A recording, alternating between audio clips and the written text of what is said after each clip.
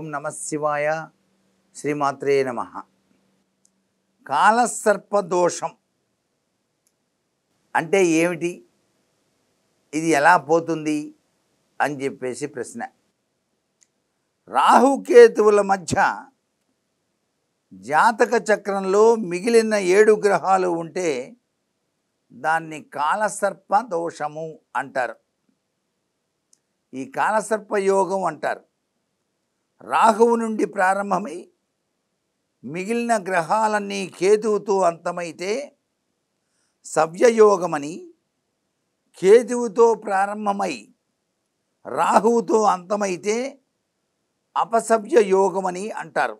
అయితే ఆ యొక్క కాలసర్పయోగం మంచి లేదా చెడు ఏదైనా చేయవచ్చు.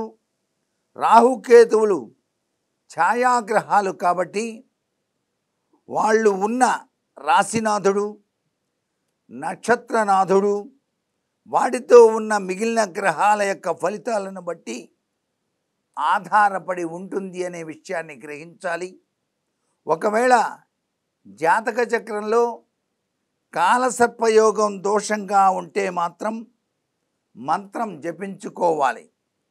ఓం నమో భగవతే మహాసుదర్శనాయ మహాచక్రాయ దగధింగితాంతర జ్వల జ్వల ప్రజ్వల ప్రజ్వల దుష్టదానవ భయంకర బ్రహ్మరాక్షస భూచర ఖేచర అంతరిక్షచర నిశాచర కాలసర్పకాన్ స్వాహా ఫట్ అనే మంత్రం చదవాలి.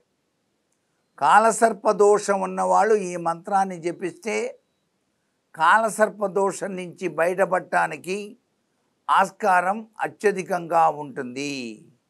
శివపార్వతులను పెట్టి దీపారాధన చేసి నైవేద్యం పెట్టి ఈ మంత్రాన్ని 9 సార్లు చదవాలి. ప్రతి శనివారం కూడా ఉపవాసం కూడా ఉండాలి. శనివారం రాహుకాలంలో అంటే ఉదయం 9:30 గంటల నుండి 10 గంటల 30 నిమిషాల మధ్య పూజ మాత్రం చేయాలి. కొబ్బరికాయ కొట్టాలి. ఈ విధంగా జీవితం మొత్తం కూడా ఆచరించాల్సిందే. కాలసర్ప దోషం ఉన్నటువంటి వాళ్ళు చేయవలసిన ప్రక్రియ ఇది. పంచముఖాలతో ఉన్నటువంటి ఆంజనేయ స్వామి వారి యొక్క ఇత్తడి విగ్రహం చిన్నది, అలాగే నాగాభరణాన్ని శివలింగ ధారణ కూడా చేసి పూజ చేయాలి. శుక్రవారం రాహుకాలంలో ఉంటే 10:30 దగ్గర నుంచి 12 గంటల మధ్య దుర్గాదేవికి కుంకుమ పూజ కూడా నిర్వహించాలి. శ్రీకాళహస్తిలో కాలసర్పదోష పూజలు, పాతాళ వినాయకుడి దర్శనం, శివాభిషేకం, జ్ఞాన ప్రసూనాంబికకు కుంకుమ పూజ ప్రతి సంవత్సరం కూడా చేయించుకోండి.